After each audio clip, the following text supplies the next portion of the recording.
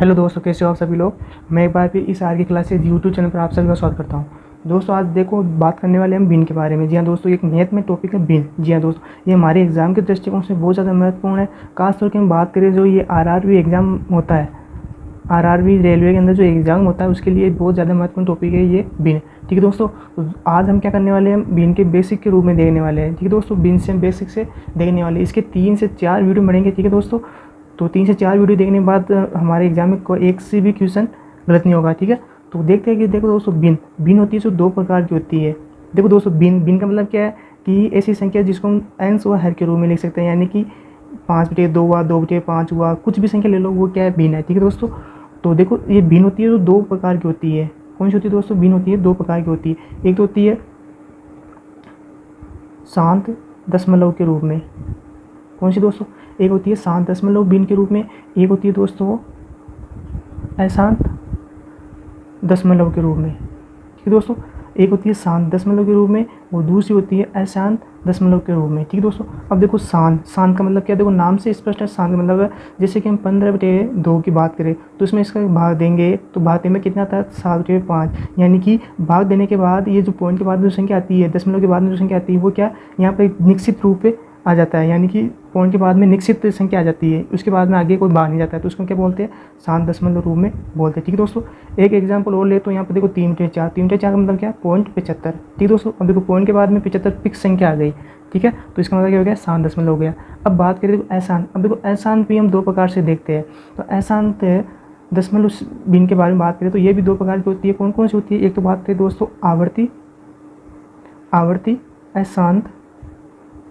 आवर्ती अशांत दशमलव बिन। क्या दोस्तों, एक होती है आवर्ती अशांत दशमलव बिन और एक होती है अनावर्ती अशांत दशमलव बिन। ठीक दोस्तों, 2 संख्या हो गई, एक तो आवर्ती अशांत दशमलव बिन, एक दूसरी होगी अनावर्ती अशांत दशमलव बिन। ठीक दोस्तों, अब देखो यहाँ नाम से स्पष्ट है, आवर्ती मतलब आना, बार बार आना। जैसे कि बात करें एग्जाम्पल 10/3, अगर 10/3 को सोल्व करेंगे तो इसका मतलब क्या है, यहाँ पर 3.3333 यानी अनंत तक है, यानी कि ये रुक नहीं रही है। तो रुक नहीं मतलब आवर्ती, बार बार संख्या की 3 की आवर्ती हो रही है, इसको क्या बोलते हैं, आवर्ती अशांत दशमलव बिन। अब देखो यहाँ पर अनावर्ती, तो अनावर्ती का मतलब क्या है, जैसे कि देखो यहाँ पर एग्जाम्पल की बात करें 6/7। ठीक दोस्तों, 6 में 7 का भाग देंगे तो इसकी संख्या क्या आती है, देखो दोस्तों 0। ठीक है, इसको फिर भाग देंगे 6 में 60 का भाग देंगे 7 का, तो 7 या 56 भी बच गया 4 में 40 आ गया, 40 में फिर 7 का भाग देंगे तो कितना आ गया, 7×5 35 आ गया। यानी कहने का मतलब है कि ये संख्या रुकेगी नहीं, बार बार संख्या, यानी कि बार बार संख्या को भाग जाता जाएगा, 7 1 4 2। ठीक है दोस्तों, ये ऐसी संख्या आती रहेगी, यानी कि ये संख्या रुकेगी नहीं, बार बार संख्या इसमें भाग जाता रहेगा। इसको क्या बोलते हैं, अनावर्ती अशांत दशमलव बिन और एक आवर्ती अशांत दशमलव बिन। ठीक है दोस्तों, ये नाम से स्पष्ट है। कभी कभी एग्जाम में व्याख्या के रूप में, गणित के रूप में जो एग्जाम होता है वहाँ पर व्याख्या के रूप में पूछ लेते हैं कि कौन सी संख्या शांत दशमलव है, कौन सी संख्या अशांत दशमलव। ठीक है दोस्तों, ये हो गए हमारे बिन की बेसिक बातें। ठीक है दोस्तों, ये हो गया। ठीक है, एक बार वापस रिवाइज करता हूँ मैं आपके पास। देखो बिन होती है, तो बिन क्या होती है, जैसे कि हम एवटी बी यानी अंश वर्ग के रूप में लिखे हैं तो उसको क्या बोलते हैं, बिन बोलते हैं। अब बिन 2 प्रकार की होती है, देखो शांत दशमलव बिन की, अशांत दशमलव बिन। ठीक है दोस्तों, अगर किसी संख्या में भाग देने पर संख्या पॉइंट के बाद में जो संख्या आती है दशमलव के बाद में वो निश्चित संख्या आती है, फिक्स संख्या हो जाती है, तो उसके बोलते हैं शांत दशमलव बोलते हैं। अशांत दशमलव का मतलब क्या है, इसका मतलब 2 आवर्ती अनावर्ती। आवर्ती मतलब बार बार संख्या की, एक संख्या की आवर्ती होना। अनावर्ती का मतलब कि बार बार संख्या का, अलग अलग संख्याओं का आवरण होना है। ठीक है दोस्तों, क्या बोलते हैं, अनावर्ती अशांत दशमलव बिन है। ठीक है दोस्तों, ये हो गया बिन की बेसिक्स चीज़ें। ठीक है दोस्तों, अब देखो अब हम बात करें और इंपॉर्टेंस फैक्ट्स के बारे में, महत्वपूर्ण तथ्य के बारे में। जैसे कि देखो पहले की बात करें, देखो अगर 0.6 है, इसको यहाँ पर बार है, तो इसका मतलब क्या है, इसका मतलब है दोस्तों 0.6666 यानी अनंत तक है। इस बार का मतलब क्या है कि 6 की बार बार आवर्ती हो रही है, 6 का बार बार पुनरावृत्ति हो रही है। ठीक है दोस्तों, ये हो गया। अगर इसको हम भिन्न के रूप में लिखे तो भिन्न के रूप में कैसे लिखते हैं कि 6/2। अब यहाँ पर देखो 12 है तो एक ही संख्या के 12 है तो एक ही संख्या बाहर आने के यहाँ पर संख्या क्या आएगी, 9 आएगी। ठीक है दोस्तों, इसको आगे सोल्व करेंगे 2/3, यानी कि हम 0.6 बार को भिन्न के रूप में कैसे लिख सकते हैं, 2/3 इसको भिन्न के रूप में लिख सकते हैं। ठीक है दोस्तों, ठीक है। अब बात करें, देखो दोस्तों एक दूसरे तरीके की बात करें, अगर मान लो ऐसी वाली संख्या आ जाए कैसी कि 0.130। ठीक है दोस्तों, अगर 3 संख्या के ऊपर बार आ जाए तो इसको कैसे सोल्व करेंगे, देखो इसको कैसे सोल्व करेंगे, देखो 130, ठीक है। फिर इसके ऊपर कितनी संख्या के ऊपर बार है, 3 है, तो इसके नीचे क्या लिखेंगे, 999 लिखेंगे। ठीक है दोस्तों, कैसे लिखेंगे, 130 बटे 999, तो ये क्या हो गई, भिन्न हो गई। ठीक है दोस्तों, यानी कि इसको हम भिन्न के रूप में लिखें तो कैसे लिखेंगे, 130 बटे 999।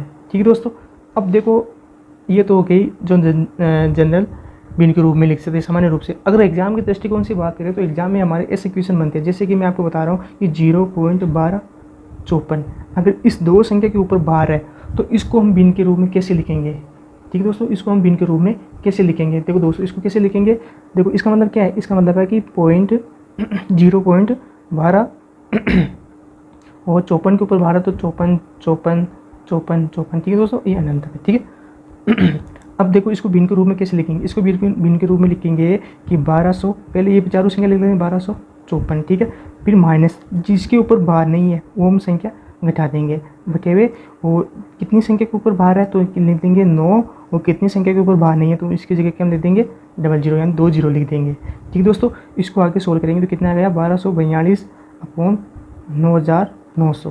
ठीक है दोस्तों, इसको आगे और सोल्व कर सकते हैं, यहाँ काट सकते हैं तो इसको आगे सोल्व हो जाएगा। ठीक है दोस्तों, तो इसको भिन्न के रूप में कैसे लिख सकते हैं, इस वाली संख्या को भिन्न के रूप में लिख सकते हैं। ठीक है दोस्तों, वेरी इंपॉर्टेंट है दोस्तों, बहुत बार ये रेलवे के एग्जाम में रिपीट हुआ है कि इसको पॉइंट के भिन्न के रूप में लिखो। ठीक है दोस्तों, अब बात करें एक और बात करें, अगर हमारे पास ऐसी वाली संख्या आ जाए जैसे कि 8.1 बार क्या जाए दोस्तों, कि 8.18 के ऊपर बार आ जाए, इसको कैसे सोल्व करेंगे, तो इसका मतलब क्या है दोस्तों कि 8.18 इसका मतलब यही है। ठीक है दोस्तों, जिसके ऊपर बार वही संख्या बार बार इसकी आवर्ती होती है यहाँ पर।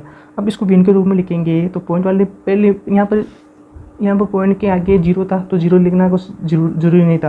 अब यहाँ पर 8 आ गया तो इसको क्या लिखेंगे, पहले यहाँ पर 8 लिखेंगे। ठीक दोस्तों, अब वही बात क्या करेंगे, अब देखो इसके ऊपर दोनों संख्या के ऊपर बाहर आ गया तो यहाँ पर यहाँ माइनस करने की जरूरत नहीं है, तो इसका मतलब क्या है 18/99 क्या हो गया दोस्तों, 8 + 18/99, क्योंकि दो संख्या के ऊपर बाहर है तो नीचे 2 क्या आ जाएंगे, डबल 9 आ जाएंगे। ठीक है दोस्तों, इसको आगे सोल्व करेंगे तो इसको आगे सोल्व कैसे करेंगे कि 9 दूनी 18, 9 एकम 9, 9 एकम 9, तो इसका मतलब क्या हो गया 8 सही 2/11।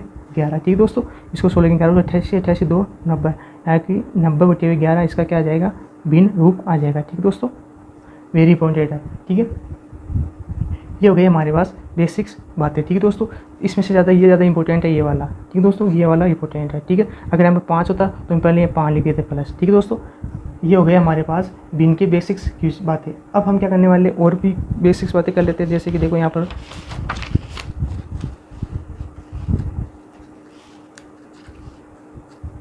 देखो दोस्तों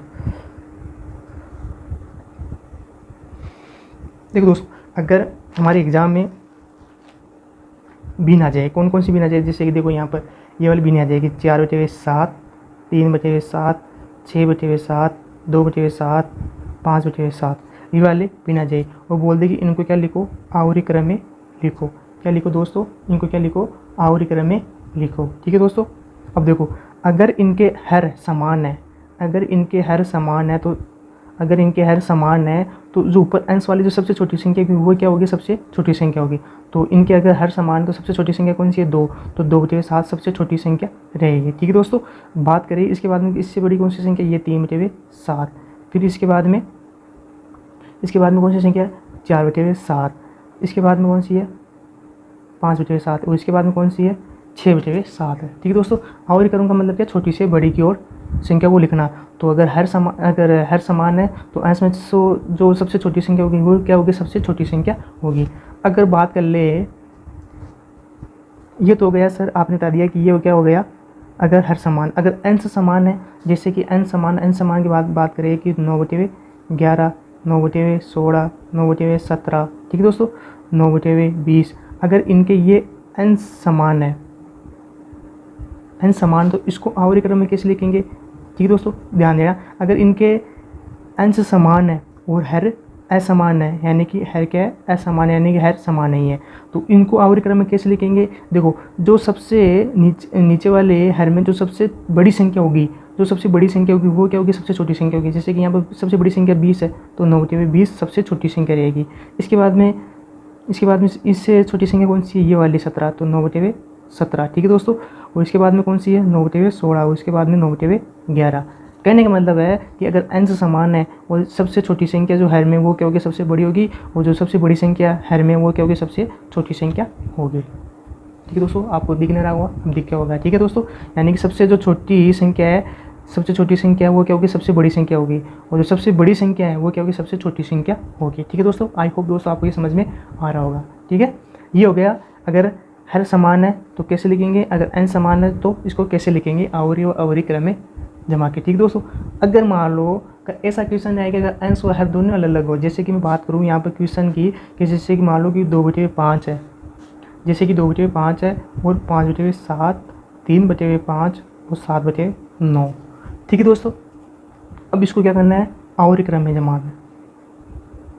क्या जमाना है दोस्तों, इसको आवर्ती क्रम में जमाना है। देखो यहाँ पर मैंने बता दिया कि ऊपर अगर अंश समान है तो कैसे लिखेंगे, और अगर हर समान है तो इसको कैसे लिखेंगे। अगर यहाँ पर दोनों अलग अलग आ जाए तो उसको कैसे करेंगे। देखो दोस्तों, इसको करने में तो ऐसे भी कर सकते हैं कि अलग अलग संख्या में बांट देंगे, कि 2/5 में 2 का भाग में बांट देंगे, फिर 5 में 7 का बांट देंगे, फिर 3 का 5 में बांट देंगे, फिर 7 का 9 में बांट देंगे। लेकिन एग्जाम में जरूरी नहीं है कि ये इतनी छोटी संख्या आ जाए। अगर छोटी संख्या आ जाए तो बांट देना संभव है, लेकिन अब बड़ी संख्या आ जाए, जैसे कि मान लो कि 20/23 आ गया या 43/25 आ गया, तो इसको बांट देने में बहुत ज़्यादा टाइम लग जाएगा। ठीक है दोस्तों, हम चूँकि हम जानते हैं कि एग्जाम में एक ही सेकंड आपके लिए महत्वपूर्ण है, तो उसको हम क्या करेंगे, ट्रिक की सहायता करने वाले हैं। तो ट्रिक की सहायता से कैसे करेंगे, देखो यहाँ पर दोस्तों ध्यान देना, वेरी इंपॉर्टेंट है। एग्जाम में बहुत बार एग्जाम में क्वेश्चन पूछा गया है कि आवर्ती क्रम में जमाना भिन्न को। ठीक है दोस्तों, तो क्या करेंगे, देखो यहाँ पर क्रॉस मल्टीप्लाई करेंगे, तो 2 को 7 से गुणा करेंगे, कितना आएगा, 14 आ गया। फिर 5 को 5 से गुणा करेंगे तो 25 आ गया। ठीक है, इसी प्रकार इसको गुणा करेंगे 25, और इसको गुणा करेंगे कितना आ गया, 7 या 21 आ गया। ठीक है, इसको गुणा करेंगे 9 या 27, और इसको गुणा करेंगे 5 7 35। ठीक है दोस्तों, क्या बताया मैंने, क्रॉस मल्टीप्लाई, इसको इससे गुणा करेंगे, इसको इससे, फिर इसको। अब देखो अगर बात करें इन दोनों की, तो इसमें इसको गुणा करेंगे 14 या 5 को 5 से गुणा करेंगे कितना है, 14। यानी इन दोनों में सबसे छोटी संख्या कौन सी है, ये, तो सब छोटी भिन्न ये वाली हो जाएगी। ठीक है, बात करें इसमें, तो इसमें छोटी संख्या कौन सी आ रही है, इसमें छोटी संख्या आ रही, कौन सी आ रही दोस्तों, कौन सी आ रही दोस्तों, 25 आ रही है। तो इन दोनों में छोटी संख्या कौन सी है, ये 25 हो जाएगी। ठीक है दोस्तों, बात करें इसमें और इसमें, तो इसमें कौन सी छोटी संख्या कौन सी आ रही है, 9 या 27, 5 और 35। इन दोनों में छोटी संख्या कौन सी आ रही है, ये वाली संख्या आ रही है। तो इन दोनों में छोटी संख्या कौन सी हो जाएगी, ये वाली हो जाएगी। ठीक है दोस्तों, इन दोनों में छोटी संख्या कौन सी हो जाएगी, ये वाली हो जाएगी। ठीक है, एक दोस्तों यहाँ पर ध्यान देना, मैं आपको वापस बता देता हूँ। देखो इसको गुणा करने पर कितना आया, 14 आया। ठीक है, इसको गुणा करने पर कितना आया, 25 आया। ठीक है, इन दोनों की तुलना बात करें तो इन दोनों में छोटी संख्या कौन सी, ये, तो छोटी संख्या ये हो जाएगी 2/5। ठीक है दोस्तों, अगर बात करें इसमें और इसकी बात करें, तो इसको गुणा करने पर कितना आ रहा है, 25 आ रहा है, और इसको गुणा करने पर कितना आ रहा है, 21। अगर इन दोनों की बात करें, ध्यान देना दोस्तों, इन दोनों की बात करें तो इन दोनों में तुलना करने पर सबसे छोटी संख्या कौन सी हो जाएगी, ये हो जाएगी। इन दोनों में छोटी संख्या कौन सी हो जाएगी, ये वाली संख्या हो जाएगी। ठीक है दोस्तों, ये वाली 3/5 संख्या हो जाएगी। ठीक है, और इसमें तुलना करें तो इसमें तुलना करने पर कौन सी संख्या हो जाएगी, 9 या 27 और 7 5 35। क्या हो जाएगा, 7 5 35। तो देखो यहाँ पर 35 आ रहा है, यहाँ 25 आ रहा है, तो दोनों में छोटी संख्या कौन सी, ये 25 है। 25 ये संख्या हो जाएगी, यानी पहली संख्या ये, फिर दूसरी ये, फिर तीसरी ये, चौथी ये, यानी कि आवर्ती क्रम में लिखे सबसे छोटी संख्या कौन सी आ रही है, 2/5 आ रही है। इसी प्रकार इससे बड़ी संख्या कौन सी आ रही है, ये 3/5 आ रही है। फिर इसके बाद में 5/7, फिर उसके बाद में कौन सी आ रही है, 7/9। ये हो गया आवर्ती क्रम। क्या हो गया दोस्तों, ये हो गया आवर्ती क्रम हो गया। ठीक है दोस्तों, अगर आपको समझ में नहीं आया तो हम एक क्वेश्चन और ले लेते हैं, वहाँ पर समझ लेते हैं आसानी से। ठीक है दोस्तों, देखो दूसरे क्वेश्चन की बात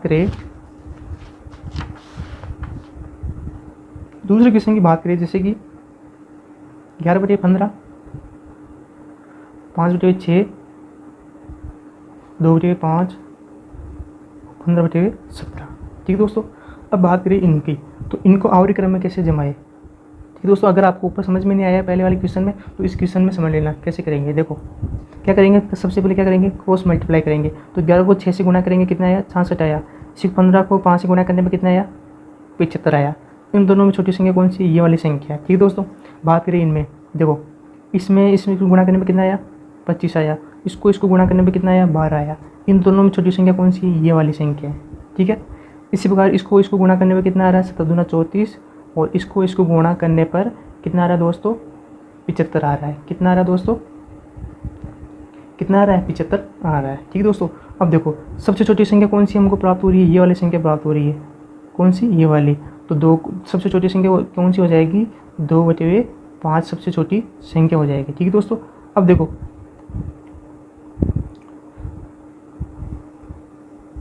ठीक है दोस्तों, अब देखो इनमें सबसे छोटी संख्या ये होगी 2/5, क्योंकि सबसे छोटी संख्या ये हमको 12 प्राप्त हो रही है। ठीक है, अब उसके बाद में बात करें तो देखो यहाँ पर 65 आ रहा है, यहाँ पर ये आ रहा है 75 आ रहा है, यहाँ 75 आ रहा है। तो सबसे छोटी इनमें तीनों में सबसे छोटी संख्या कौन सी है, ये वाली है। तो ये वाली संख्या कौन सी आ जाएगी, 11/15। ठीक है दोस्तों, इसके बाद में 11/15 आ जाएगी। ठीक है, इसके बाद में बात करें तो इसमें कौन सी छोटी, ये दोनों सेम ही है, तो इन दोनों में से कोई सी भी संख्या लिख सकते हो। तो पहले वाली संख्या लिख देते 5/6, उसके बाद में 15/17। ये हो गया इसका आवर्ती क्रम। ठीक है दोस्तों, आई होप दोस्तों आपको ये समझ में आ गया होगा। ठीक है,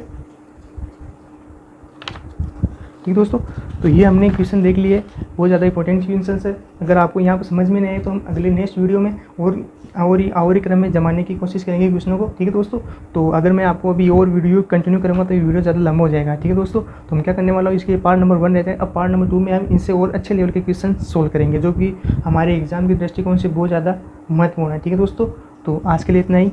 जय हिंद, जय भारत।